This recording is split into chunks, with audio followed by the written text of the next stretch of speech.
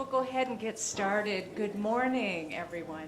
We're delighted to have you. Welcome to KJZZ, your local NPR affiliate station here in Phoenix. We're so glad to have you today. It is a very special day for us. Not only do we have a very special friend of the station speaking, but we have all of you here. And so we're glad to have you. It's my pleasure to introduce Dee to you because she is a friend of public media. And she's a friend of mine, too. I've known Dee for years and years, and I can say that she brings a lot of wisdom to the table. And she works for Moores & Cabot, one of the oldest investment firms in the nation, over 100 years old. In fact, they'll be celebrating their 125th anniversary next year. Lots of wisdom there as well. It is a nationwide investment firm, and Dee's been with them. Just yesterday, she celebrated a year. So we're glad to have her with us. Please feel free to ask a lot of questions. She has a secret pocket that she will reveal to you for anyone who asks a question today. So feel free to do that. She'll be working primarily off this whiteboard. So if you can't see, please feel free to move or adjust your chair, do whatever you need to do to see. Just a little technical information. The restrooms are down the hallway here, so if you go out, and feel free to get up and go. And I probably should introduce myself. I'm Linda Pastore. I'm the Associate General Manager for Development here at this station. So again, welcome and enjoy, and thank you, Dee. Yes.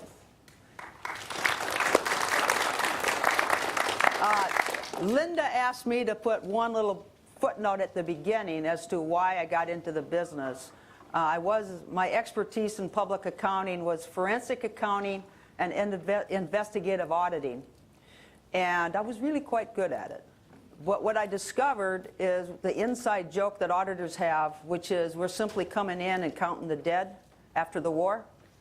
That got to me because I saw the real live human damage done by investment fraud. And people commit suicide as a result of it. People get ill because of the stress and die of cancer because of it. So one reason I got into this business 31 years ago was to try to get in front of that freight train and keep investors out of trouble with their finances.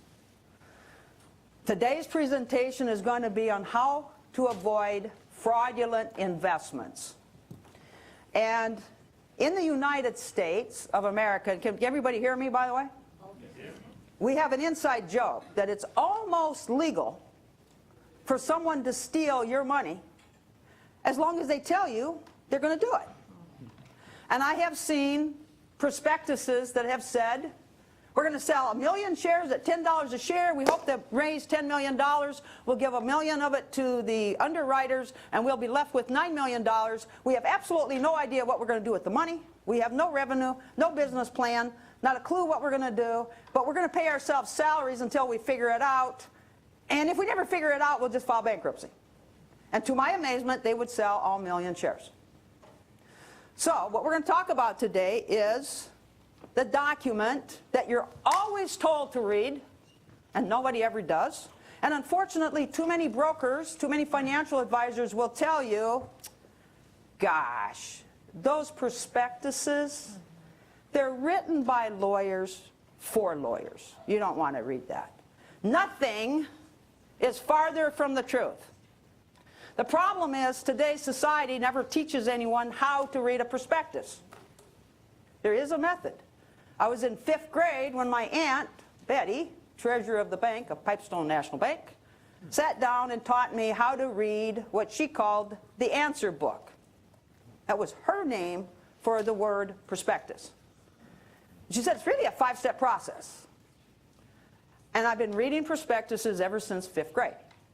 And just to show you how ironic life can be sometimes, the first prospectus I ever read was for Pawnee Corp. Russ Voorhees was the president. It was I was 5th grade, whatever year that is. And when we got done reading the prospectus, we looked at each other and said, this is a fraud. When I went off to college, he went off to jail, Russ Voorhees. So the first prospectus I ever read was a fraud. Now, the federal government knows that in years past, the prospectuses were not written in plain English. So about 15 years ago, they started an initiative out of the Securities Exchange Commission. And they set up a 350-member division inside the Securities Exchange Commission called the Corporation Finance Division. And these 350 people spend all day going through offering documents, trying to make sure they're written in plain English. So as a reader of these things, I have seen multiple increases of clarity in these documents as a result of their efforts. And I thought the example they gave in the Wall Street Journal was just classic. So you're going to hear it. They were looking at a prospectus and it said, quote, "In use, the rotable perfuse time-varying electromagnetic force bioreactor supplies a time-varying electromagnetic force to the rotable perfusible culture chamber of the rotable perfuse time-varying electromagnetic force behavior to expand cells contained therein." Yeah. Well, said 350-member corporate finance division helped them clarify the document so it was written in plain English. And by the time they were done, this is what it said. "This device is designed to grow more natural cell cultures." Now that I can understand. So these things have become much more readable. So how do you read a prospectus? First thing you do is everyone should have one of these. Everyone have one of these? Because there's extra up here. Oh. You've already had Exhibit A, B, and C. You remember it. First thing you want to do is open the book and pull out said highlighter. That's actually one thing you want to have when you read a prospectus, a highlighter. Not a pen, not a pencil, a highlighter. Once I made a mistake of trying to read a prospectus without a highlighter and I was going, Dee, follow your own lessons. And if you turn to page 2 of the handout of the book, the numbers in the lower right-hand corner in red ink, you'll see right in the middle there it says avoiding investment surprises. Halfway down you see the 5 steps to follow to read a prospectus. So you all have a highlighter in hand? 5 steps to read a prospectus. The first step, the absolute first step, is to make sure you have the right document. Because they love to give you, accidentally, sales literature. So you don't want to spend half an hour going through a prospectus and discover it's not the prospectus. So step number 1, as simple as it sounds, is find the word prospectus. And these exercises are much easier to do if you actually have a prospectus in front of you. So if you see that word exercise, that little tab there, you should be able to pull out, if you could just open your binder and pull out Central Coast MLP. This is a real live prospectus. You'll notice it doesn't bite. It's not infected with the Ebola virus.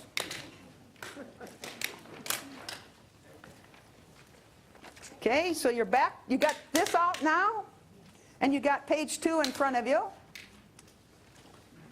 And the first step is check the cover of the document you've been given. Well, I just gave you this document. And check to find the word prospectus, or offering document, or red herring.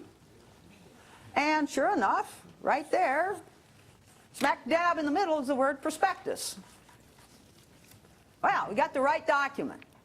Now, it doesn't hurt to look for the date as well, April 1st, 2014. That's relatively recent.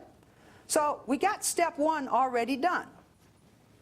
Step 2, find the table of contents. And lo and behold, this is where most table of contents are. Most table of contents are either on the front page, the back of the front page, the back cover, or the front side of the back cover. Table of contents tend to be in the front or in the back. Here it's on page 2.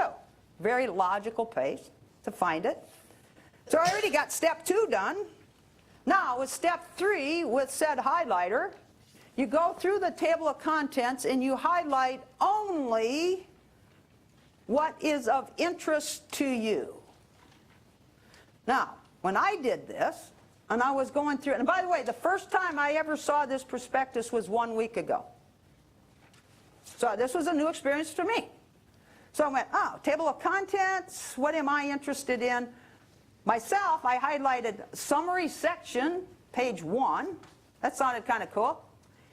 More about the fund's investment objective, principal investment strategies, and risks. I highlighted risks. I really want to know what the risks are. And that says, it starts at page 10. And then management of the fund, distribution of shareholder service plan, your account with the fund, other information, financial highlights. I thought, I might go back to those. But right now, I want to start out reading page 1.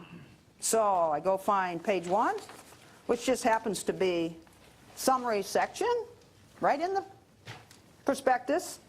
And I started reading it. And at the top it says, the investment objective of the Center Coast MLP Focus Fund, hereafter called the fund, is to seek maximum total return with an emphasis on providing cash distributions to shareholders. To be honest with you, that doesn't tell me anything. Have you ever heard a prospectus says that their goal was to minimize total return? So I go, okay, that really doesn't tell me much. Then fees and expenses of a fund. Now, if I'm buying a mutual fund or an investment, what the operating costs are year to year are important. So I really thought, this looks good. And to simplify things, I'd like to always look at the so-called institutional shares. Why they always have the lowest. So I'm going to start with what's their lowest fees. Because anything other shares I buy will be higher. So let me take a look at the institutional shares, and you can see over there, clearly it says shareholder fees in institutional shares. So I go, okay, that's the column I want to look at. And notice I'm marking it up. Don't be afraid to draw lines and circle things and cross things out on the prospectus. And you'll see institutional shares, and I'm just reading down the column, none, $20, $15, $15, 1%, 0.21%, 7.65%? What is that? So I read to the left and I see the words deferred income tax expense. You see that? Deferred income tax expense. I go, 7.65% a year? What is that? And there's this little itty bitty teeny tiny number 4 there. That's a footnote. So I go down to the bottom and I read footnote 4, and it says deferred income tax expenses represent an estimate of the fund's potential tax expenses if we were to recognize blah blah blah blah blah blah blah blah blah blah. More about the fund's investment objective, principal investment strategies, and risks. Additional information. Well, that really's got my attention. So I think, I'm going to skip forward and find that. So back to the table of contents. It says risks. That starts on page 10. So it must be on page 10 someplace. So I whip over to page 10. And I think, okay, this is where the answer to this 7.68% per year fee is. So let's see. Investment objective, principal investment strategies. I'm kind of skimming through it. I get to page 11, additional information about master limited partnership. This all feels somewhat generic, so I just said I can get back and read that later. Then the next page it says MLPI shares and temporary defensive position and principal risks of investing. Okay, I'm on page 12. Principal risks of investing. Well, general risks, energy industry risks, supply and demand risks, depletion risks, that all sounds generic. I get to page 14, environmental and regulatory risk, acquisition risk, interest rate risk, weather risks, catastrophic event risk, fund structure risk.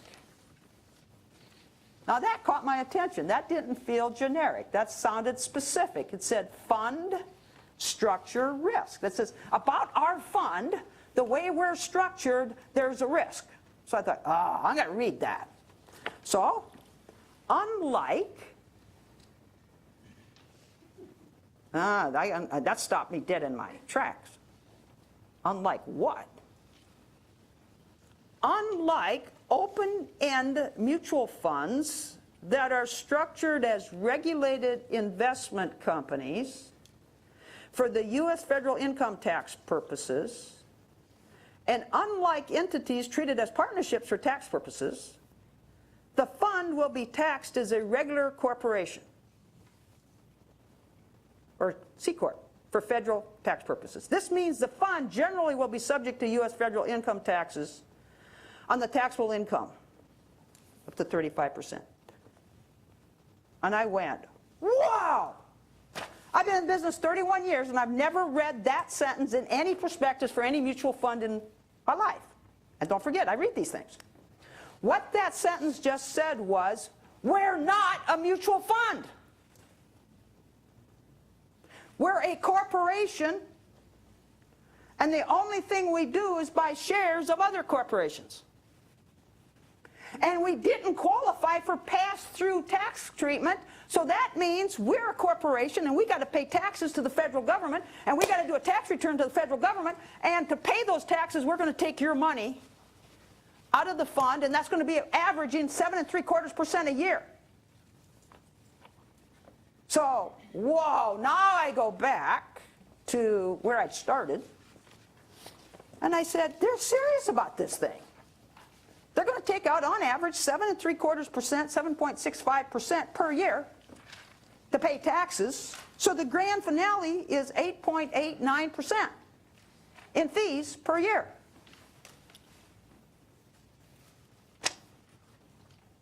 So they've got to make almost 9% for me to do what?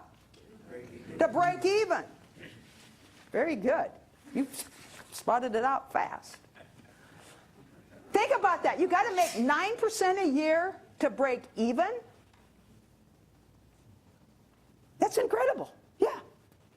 So then I got curious. I looked up Morningstar.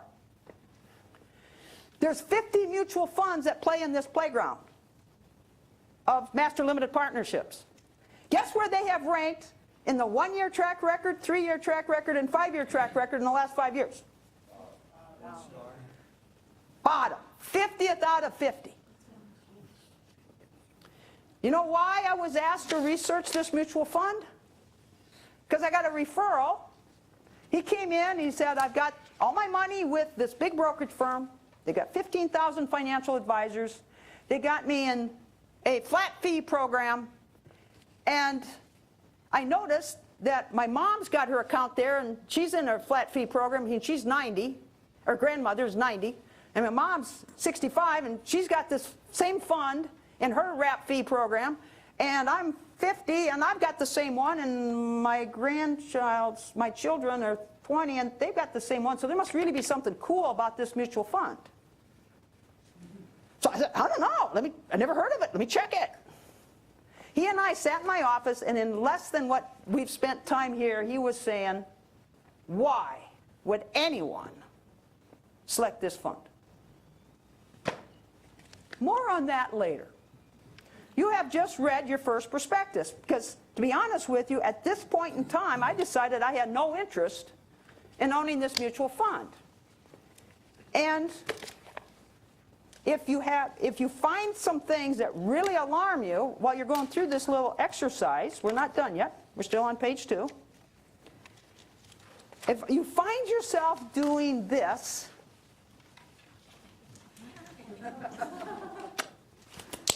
you don't need to read the rest of it. But there have been times when I've been reading prospectuses on things I've never heard of before, sat down for the first time, and I start doing this. Money. Ooh, I like this idea. Ooh, I like this management. Oh, I like this concept. Wow, this is really creative. Man, this is exciting. Then I find myself going back to the beginning and reading more. Now, the regulators say you're to read the entire prospectus before you make an investment decision. And they really mean it, but very few people have the patience to do that.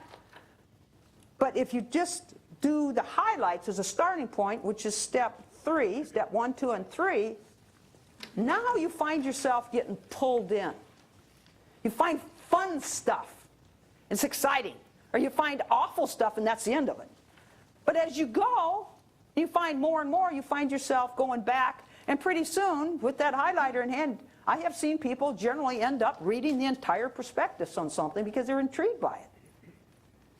And trust me, prospectuses are fun. Because just like they say, you never know what's in the box of chocolate, never know what's in a prospectus. I had no idea that there was any mutual fund on the face of this earth charging 9% per year in fees. And it's not really a mutual fund, but it's in a mutual fund wrap fund. But it's not really a mutual fund, it's just a company that owns stock. But I have seen prospectuses where the management team had all been in jail for financial fraud. I have seen prospectuses where they say we have absolutely no idea how we're going to make any money. So it's kind of fun. So step 4 is carefully read the pages that link to the table of contents sections that you have highlighted. Some sections may be several pages long, some might be quite short.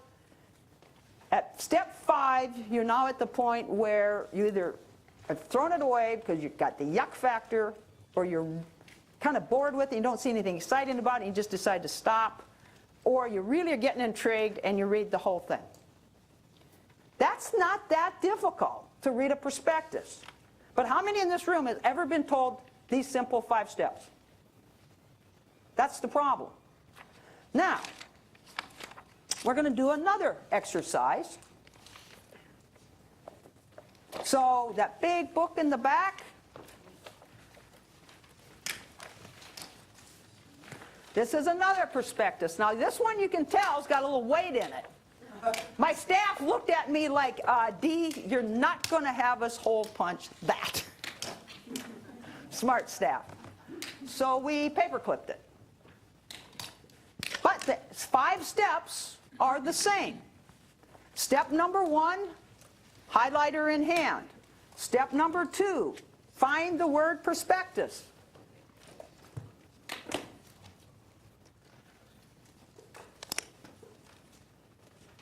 And if you look careful, that gentleman just found it there. At the very bottom is the word prospectus. And what's really handy is the dates right there. So it says the date of this prospectus is April 30th, 2014. So it's a recent prospectus. So step 1 is done. We got the right document. We got the highlighter in hand. Find the table of contents.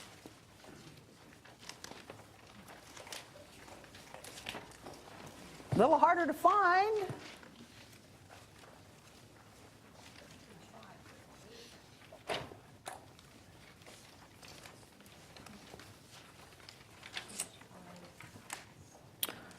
Table of contents is 1, 2, 3 sheets in on the back.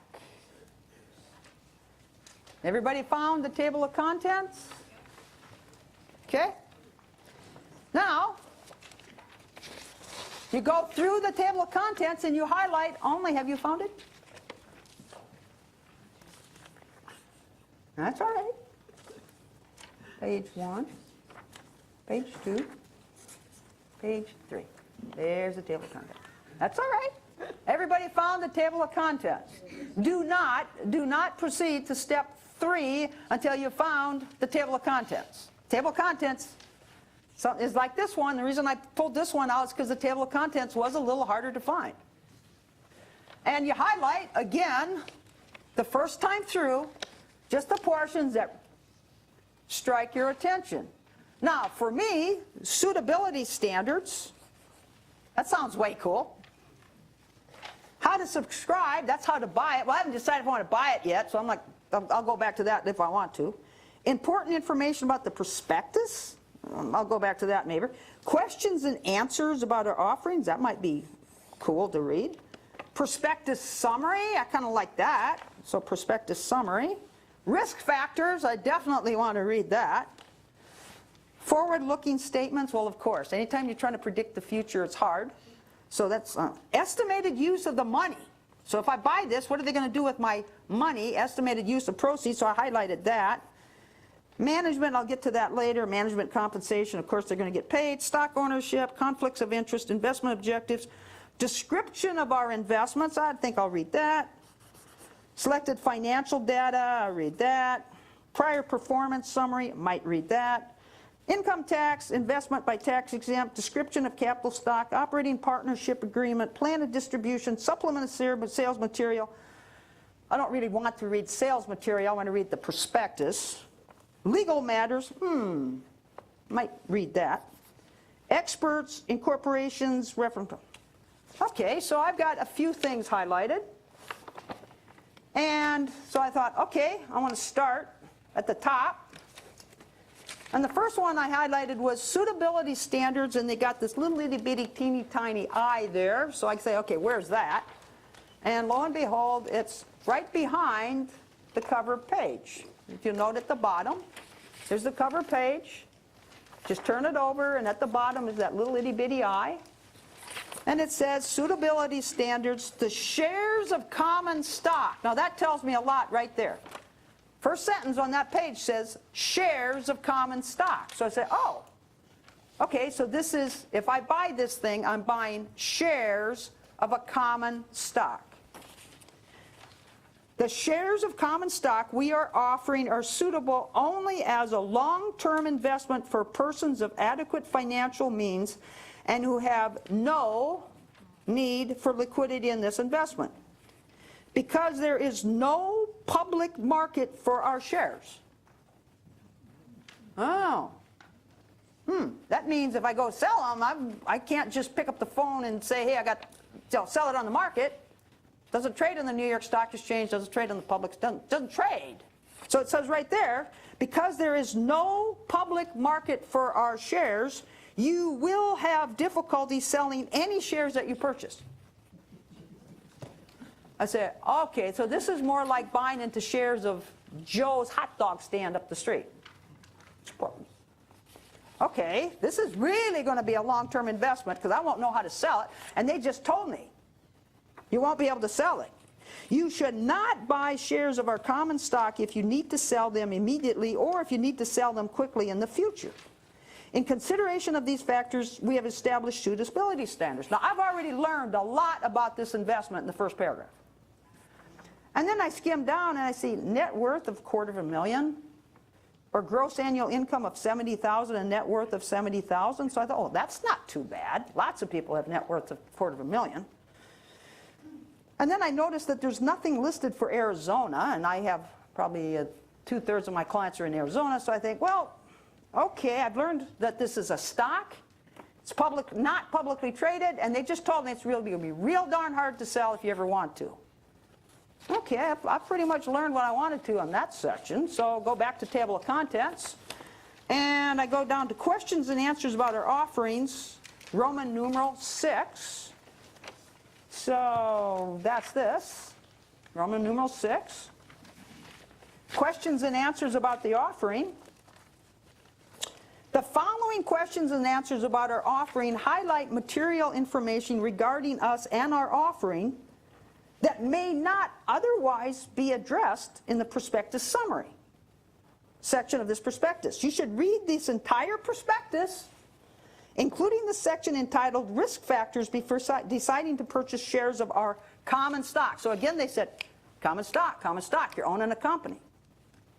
What is North Star Real Estate Income II, Inc.? We are a Maryland corporation formed to originate, acquire, and asset manage a diversified portfolio of commercial real estate, or CRE, debt. Selected stocks and security investments. And that doesn't tell me a whole lot. Who might benefit from an investment? Well, I'm not going to let them tell me. I want to find out what this is, so I'm going to skip that. What are the major risks of investing? We were formed in December of 2012. How long ago is that? Not long ago. Yep. We were formed in December of 2012, and we have limited operating history. Okay, so this is a company that wants to sell me shares in their company that's not publicly traded, that they just told me is going to be real darn hard to sell, and they just told me that this company doesn't have very long operating history. But invest anyway. Yeah. It's like, okay. Now, this is what they're telling me. We have limited operating history, and our advisor on whom we will depend on to select our investments and conduct our operations is also recently formed. Well, I didn't read anymore because it was already telling me that they don't have any experience, and the people they're hiring to help them don't have any experience, and they're pretty new kids on the block, and I'm not sure I want to own a stock of a company I can't sell. But now I'm kind of curious. I go back to the table of contents, and I go down to estimated use of proceeds, page 69. Well, what are they going to do with my money if I buy this thing? So you should go to page 69, still a highlighter in hand. And by the way, what I'm doing here is walking you through exactly how I read this prospectus, which I first laid my eyes on 2 weeks ago. Okay? I'm showing you how I actually do it. So I go to page 69, and it says use of proceeds. Now, this page has a chart. I love charts. They're easy to read, right? It's kind of fun. I used to be a school teacher. Love pictures, love charts. Ah, this got a chart. Yahoo! At the bottom is the chart. And it says, maximum primary offering and distribution reinvestment plan. Gross offering proceeds, they hope to raise $1.6 billion. Selling commission, 6.4% of my money goes to these guys so I can buy a stock in a company that has no operating history, that's going to hire somebody with no operating history that I can't sell. Jeez, that sounds high. 2.7% goes to the dealer, 1.5% for the offering costs. That's for the seminars, those free meals. That's the 1.5%. So you're really paying for that meal if you buy this thing. And then acquisition fees and acquisition expenses. So they're saying you start out with $100 in this thing, they're going to take 12 of it. That's a lot. That's expensive. So I'm going, what am I getting for that much money? So it's like, then I got curious. And sometimes even I break my rules. I went back to the front. And I went, wait a minute, this is different. Table of contents was hard to find. Why was it hard to find? And they had all this fine print on the front. I thought, that's pretty unusual. And you can tell that's unusual because if you go back and look at that first one that we looked at, this is what the cover of the prospectus looked like, right? So, and that's how prospectuses usually look. So then I was looking at this one, and I'm going, this is different. Maybe I'm going to read this next. I'm just curious. So I started reading it. North Star Real Estate Income II, Inc.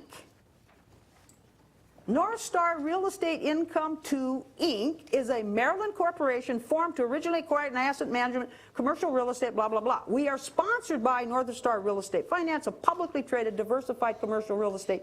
That's the people they're hiring that by their own mission don't have much experience. We believe that we'll be qualified as a REIT. We are offering up to $1,500,000 in shares of our common stock to the public at $10 per share.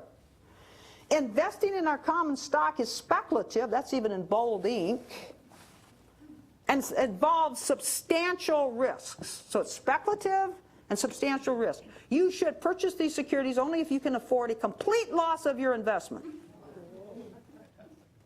See in risk factors beginning on page 19 to read about the more significant risks you should consider before buying shares of your common stock. These risks include the following. We have limited prior operating history, and the prior performance of our sponsor may not predict our future results.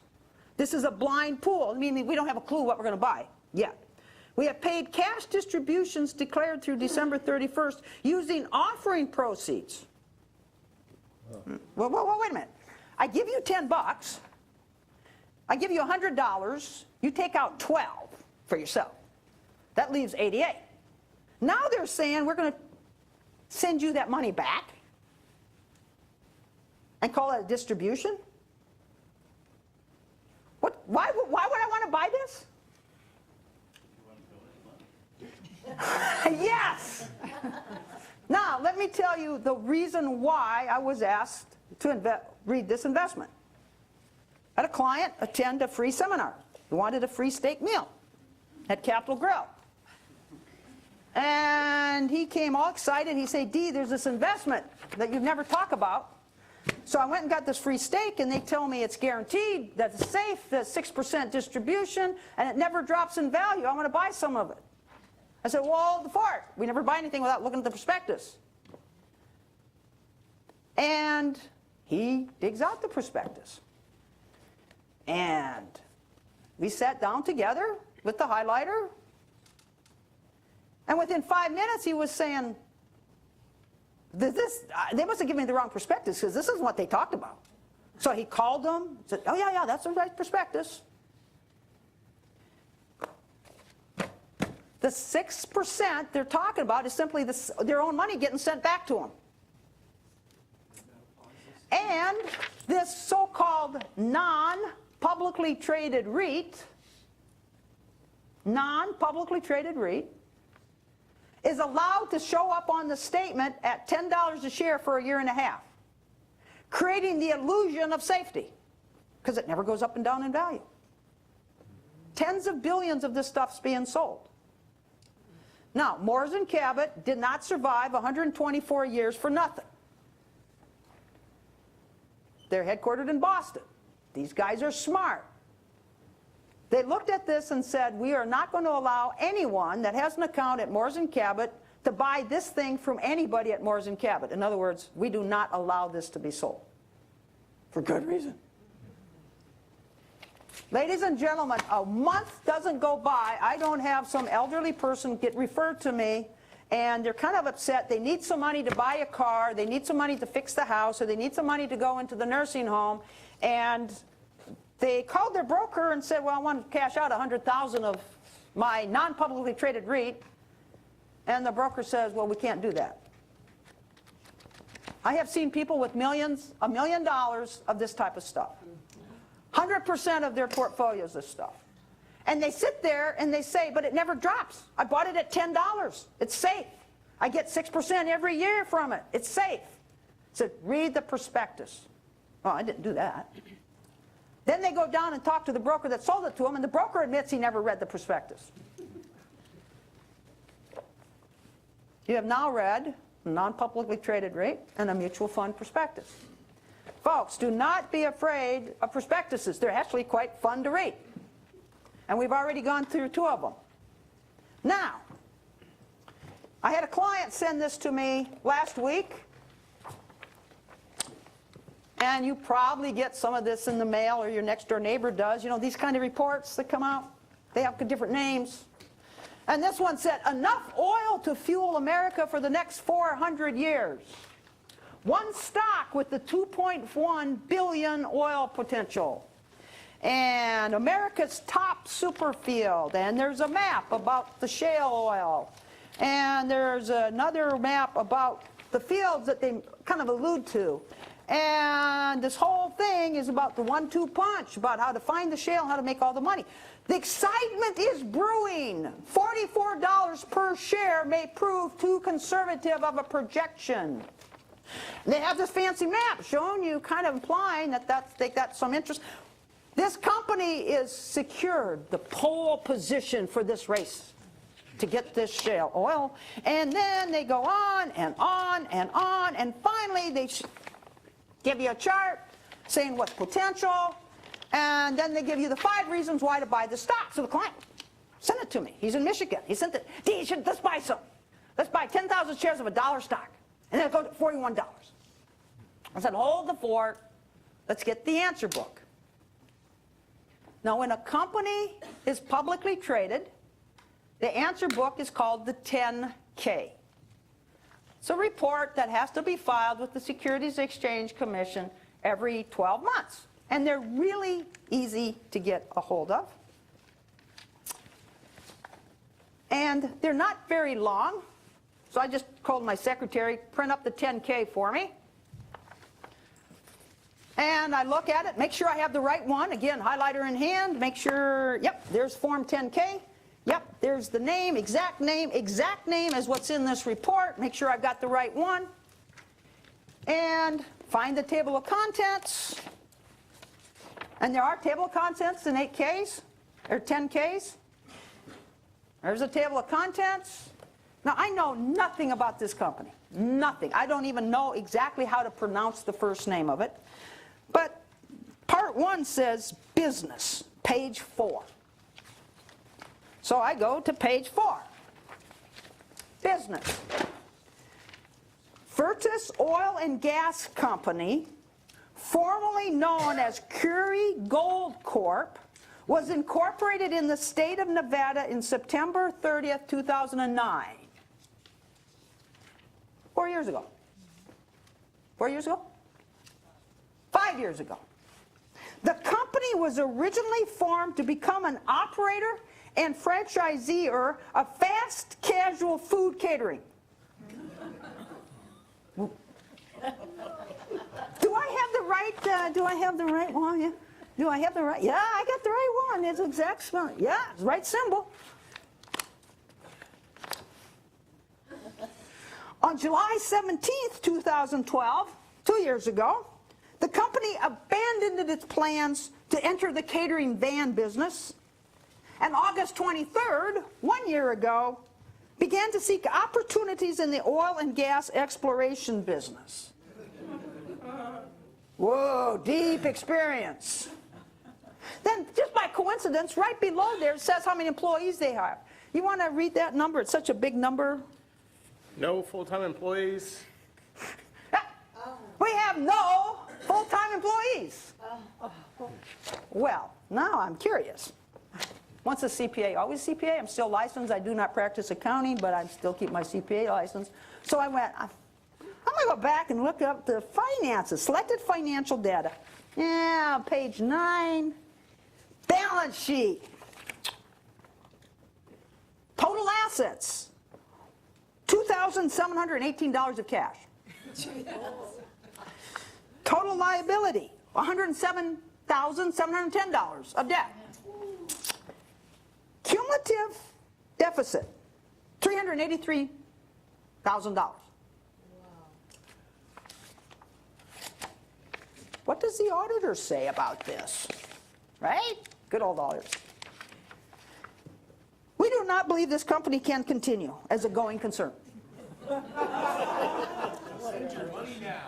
Get your money now. So, by the time I'm calling him and send him an email, he says, yeah, Dee, but I've been watching the stock. It's gone from $1 to $2. And I looked at it yesterday, and it was $3. So he called me and said, Dee, maybe we should just get into these frauds. What would happen? Buy it at 1, sell it at 3, let some other poor sucker. And I said, here's the problem. Once you buy this stuff, this company will give their shareholder list to people to call you to tell you that now that you're a shareholder, you have the right to know some information they couldn't put in this document. And we're on a breakthrough of a major. You really need to buy another 100,000 shares. Meanwhile, the guys behind this are busy selling their shares. Who knows? This stock could go to 41. They can find enough suckers. But once they've got all their shares sold, they file bankruptcy. Doesn't matter if your stock's 45. Next day, it's bankrupt. And there is zero equity in this thing. That is how blatant parts of our society has come. To take this piece of and claim this is nauseating, and it happens all the time. So 10Ks are fun to read. Now, the term rap fee. How many of you heard that term? Raise your hand high. High, so I know what I'm dealing with here. Okay. In the financial service sector, we're seeing an increasing amount of, at least I'm seeing, an increasing amount of people in the public that have been told, you know what, we're going to asset allocate your fund. We're going to charge you a flat 1.5% or a flat 1% or a flat 2%, and that fee will come out of your pocket, but then everything else is paid for you. And we're going to take our expertise and we're going to go into this universe of tens of thousands of mutual funds, and we'll use our expertise to go in there and pick out the best or good ones or ones that are appropriate for you. And we'll end up with about 11 to 18 mutual funds to allocate your funds. So you own a little bit of everything. And then we'll take 1.5% out every year of your money. Now, these mutual funds, they have costs. They've got to pay for their auditors. They've got to pay for their money managers. That's called the expense ratio. And funds that are really old, like the American family of funds, their expense ratios tend to be about 0.25%, 0.0025. Others tend, I'm starting to see more around 0.5%. So I'm seeing this more and more. And I never thought there was a problem with it.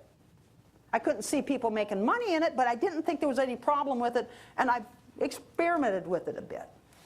But in recent months, I have had an increasing number of people come to me and they say, look, I'm not looking for another financial advisor, but my kids or my mother or my grandmother or my teacher or my next door neighbor says I should have somebody else look at it, and I happen to see you in the phone book, so can you look at it? And I started out thinking I would find absolutely nothing. But I'm finding this. Oh, I just found one yesterday. And that's why there's numbers on the blackboard, or whiteboard. The wrap fleet, this particular one, this is a real live client. Now a client. Wasn't at the time. This person, working with one of the largest brokerage firms in the country, was sold a wrap fee program, was told it was 1.25%. It was $31,000 of his money. They put it in 11 mutual funds, so they had this thing sliced and diced. And he said, Dee, it's only cost me 1.25%. Everything else is kind of for free, except those expense ratios, but they're too small to worry about. Well, I don't know why, but for some reason I said, Betty, she's on my staff, she's been in the business 30 years. I said, Betty, do me an analysis of these mutual funds. And she knows what I mean by that. And we discovered that 3 of these 11 mutual funds had an expense ratio of under 1%. 4 were between 1 and 2%. And 3 were over 2%.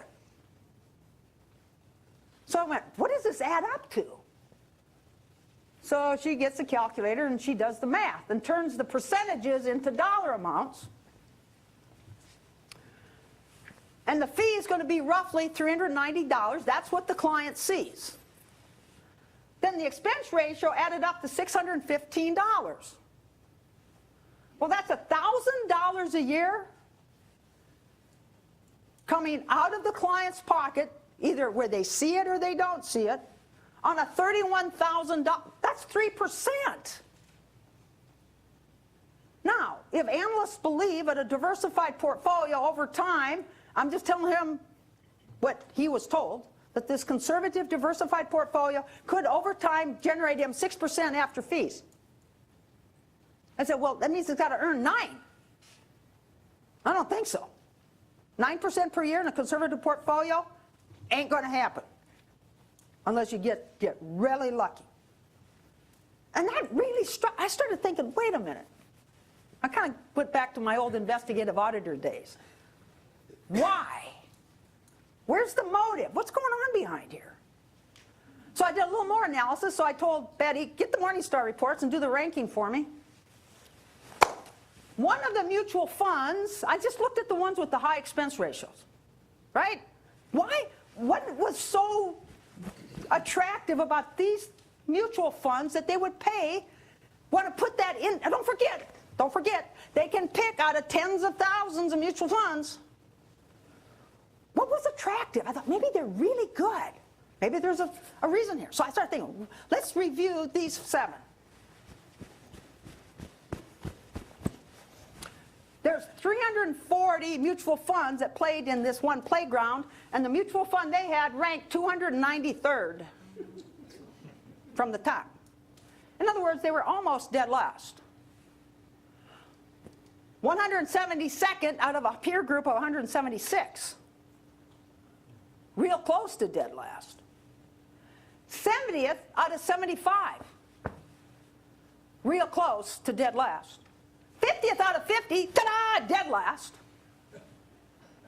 572 out of 613. And I'm going, these things stink.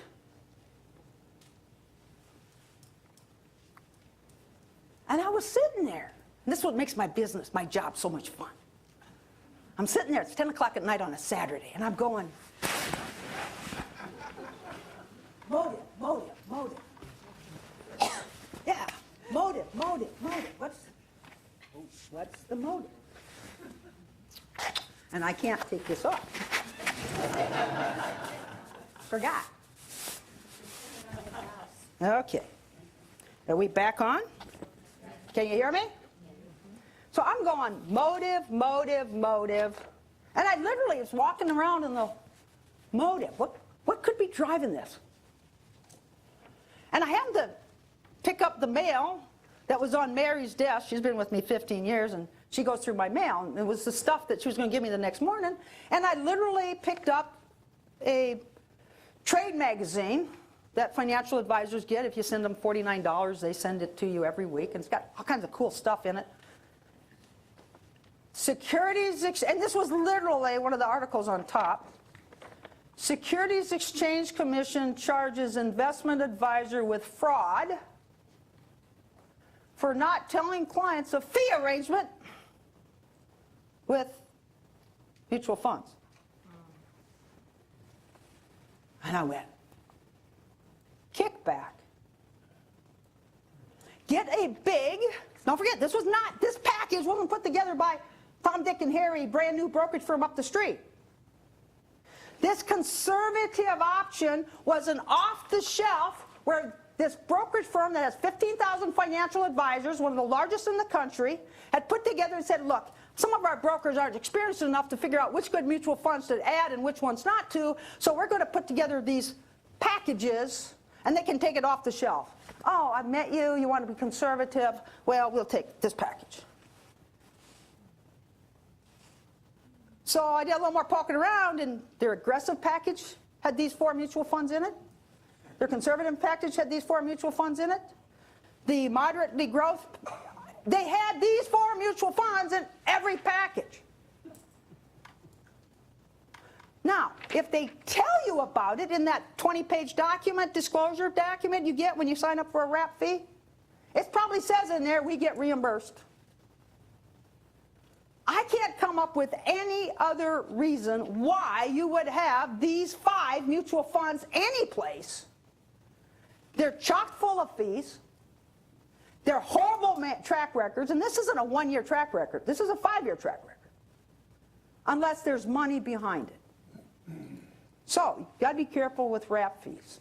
Now, if you go to page 4 in the handout, we're getting close to being done here. Everyone should see page 4 where it says FINRA. In the 3-ring binder, bottom right-hand corner, red ink, number 4. Everybody find it? Go back to the 3-ring binder. Page 4. Okay, thanks. Everybody got it? Page 4. This is a website you want to put on your favorites. This is a website you want to discipline yourself to read once a month. I find myself wanting to read it more often because it's very informative. FINRA, www. F is in Foxtrot, I is in industry, N is in November, R is in Romeo, A is in Apple.org. If you go into that website and you click investor, and the first page that pops up is what you're looking at. And in the extreme upper left-hand corner, do you see protect yourself? See the words protect yourself? Right there? Everybody find it? Protect yourself? Protect yourself? If you click that, you will open up a marvelous up-to-date alert prepared by the Financial Industry Regulatory Authority to keep investors alert to the most recent frauds or the most inappropriate investments that are coming out. And to give you some sense of the level of detail, you see, if you open it up, you see the page after it has B, and then you see C at the top there. Go to C. I'm going to skip B for the second. And you see C, FINRA, Investor Alert, Avoiding Investment Scams. Now, we don't have time to read this, but you can just page through it and you say, wow, 1, 2, 3, 4, 5 pages of 6 pages of very readable, informative, clear, written for the investor, alerting them to avoiding investment scams. Now, what was this? September 21st, a couple weeks ago. This was in the newspaper. Big ad. Ad like this costs maybe $2,500.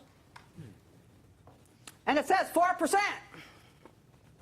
And it says, attention CD owners. Meaning, hey, conservative investors, ensure growth of your money with safety, fixed rate, fixed term, and then all these credentials. So we called.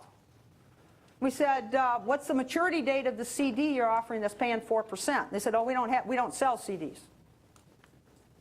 So, well, that's what your ad says. Well, what do you want, ma'am? So, well, I'm sorry, I was curious, what's the 4%? Oh, that's a guaranteed 4%. So is the 4% guaranteed, or is the return of my money guaranteed? Well, guaranteed your money back. So I said, so it's really safe, huh? Oh, yeah, it's really, really safe. I said, would this by chance be a fixed annuity? He said, well, ma'am, you're quite sophisticated. I've had experience with fixed annuities. How do you plan to pay 4%? I said, oh, this fixed annuity is a special deal we've got with the insurance companies. I said, would by chance it be tied into something called a equity indexed annuity? Who are you, ma'am? I said, I'm Deeann Griebel at Morris & Cabot. Click, so I called them back. I said, I'm sorry, our phones somehow got disconnected. I said, well, what do you want to know? I said, well, I'm just trying to clarify the ad. It was your idea, not mine. It says call.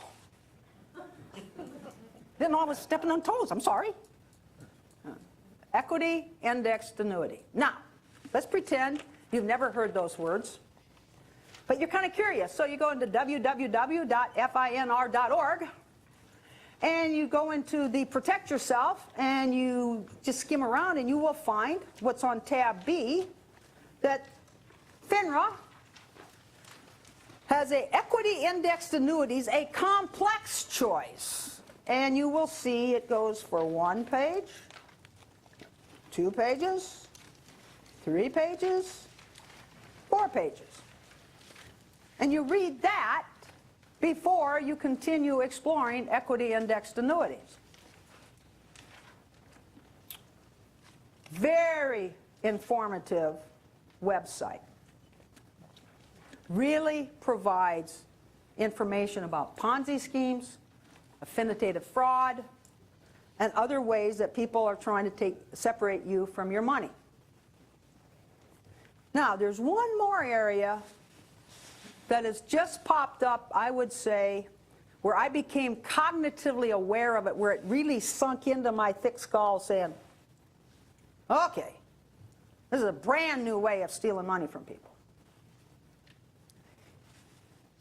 And it's insidious, and that they don't even ask your permission for you to buy it. They just sign you up without your permission. And you go, wait a minute, now that's darn right fraud. We don't have time to go through it. I knew we wouldn't, so I got permission to reprint it and included it. If you go to the back, page 15 and 16. Page 15 and 16 talks about an epidemic in this country where big banks are signing you up for lines of credit. And you've never asked for a line of credit. And you see this $95 charge on your statement, and you call the bank and say, what's this $95 for? They say, well, that's for that line of credit you signed up for. And you say, I didn't sign up for any line of credit. Folks, this is epidemic. I had no idea how epidemic it was. This article was in the LA Times back in December, and I read 7 newspapers a day, and this article was big. This was a Sunday edition. This was an investigative reporter. And I kind of know the guy a little bit because of the work he did with the Prudential fraud back in the 80s and 90s. So I just clipped it out. It was just laying on my table. Swear to God, that's all it was. It was laying on my table. And pretty soon the cleaning crew was in one day and they said, oh yeah, that happened to me. Then one day I was down at the dentist and I was trying to dig out my billfold. And there happened to be a copy in there. And she picked it up and said, oh yeah, this happened to me. Then I had a client call me and told me the story where his mother's in Florida, he's in Arizona, his mother lives in a mobile home on Social Security, she doesn't have the money to pay the rent, so he pays the mobile home court rent and she pays all the other fees. She's about 82 years old, and she had a notice in the mail saying that she owed Wells Fargo, she owed this bank $95 for a line of credit. And she wanted to know if her son had signed her up. Come on, son. He said, no, Mom, I don't need any money. I don't need to borrow money. Mom, it's probably just a fraud. Just throw it away. Probably just fishy. Probably looks like the bank. Next month, she gets a notice. Next month, she gets a notice. Keeps throwing it away because son told her to.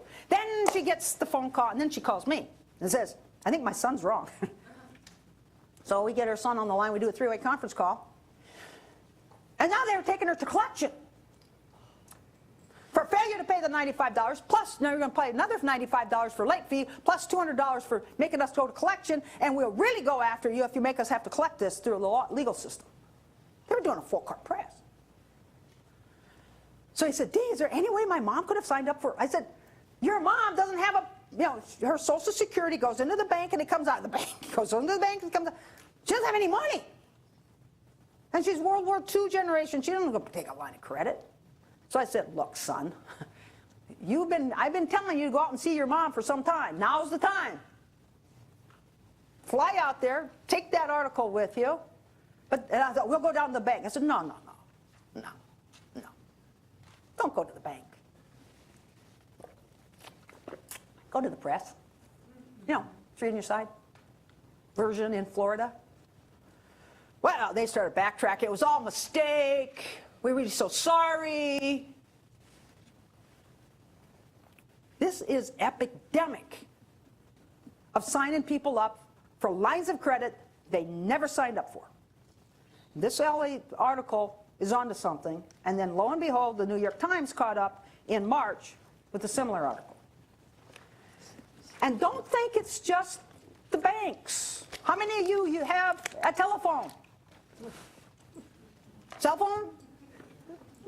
You do. Good. Hi. All right. AT&T just had to pay $105 million for signing people up for services they never asked for and never signed for. $105 million was stolen from clients that they know of, just from AT&T, that they just figured out. And this is in the Financial Times article dated October 9th. So there's not just in the brokerage industry, not just with your investments, but with your phone bill. How many of you have identity theft alert protection? Well, guess what? I didn't know this until a week ago. I'm down seeing a client. And at the end of the meeting, she says, oh, by the way, Honeywell's a little concerned that they may have had a little phishing episode, so they said that I should maybe sign up for identity theft. And I said, you haven't signed anything, have you? She says, no, we did it all over the phone. I said, you got anything in the mail? They said, yeah, I got this contract, this agreement. Didn't need her signature. And she hands it to me, and I go, 12 pages of small font type? Do I have to read this? It's small type. But I think, well, I'm just going to pretend it's a prospectus, and I'm going to read the highlights. After 1 minute, I come across a sentence that says, you are responsible for making sure we, at all times, have an accurate and correct email address for you, or this entire contract's null and void. There wasn't a word in there to where they told you how to do that. Well, if I have a new email address, how do I tell them? Now, the real kicker on this, can't take my jacket off. The real kicker is this woman does not have a computer and does not have an email address. So I said, Mrs. X, when they were calling you on the phone, didn't they ask you for your email address? She didn't remember. So they're collecting her money, and they're off the hook from any liability whatsoever on anything. So be really careful out there.